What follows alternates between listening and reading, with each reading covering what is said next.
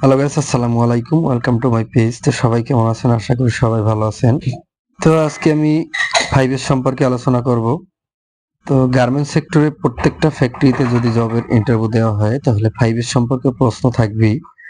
তো আমরা বেসিকটা বলতে পারি কিন্তু সাজিয়ে গুছিয়ে ফাইভের সম্পর্কে বিস্তারিত বলতে পারি না, তাই আমি সাজিয়ে গুছিয়ে বিস্তারিত আলোচনা করব।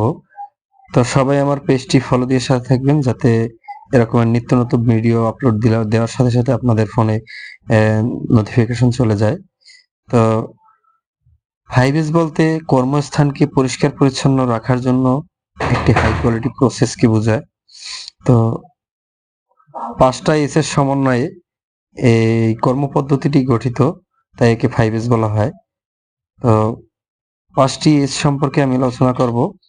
তো নাম্বার 1 শর্ট মানে বাছাই করা, নাম্বার 2 সেট ইন অর্ডার মানে সারিবদ্ধ করা, নাম্বার 3 শাইন মানে পরিষ্কার করা, নাম্বার 4 স্ট্যান্ডার্ডাইজ মানে মান উন্নয়ন করা, নাম্বার 5 সাস্টেইন মানে ধরে রাখা।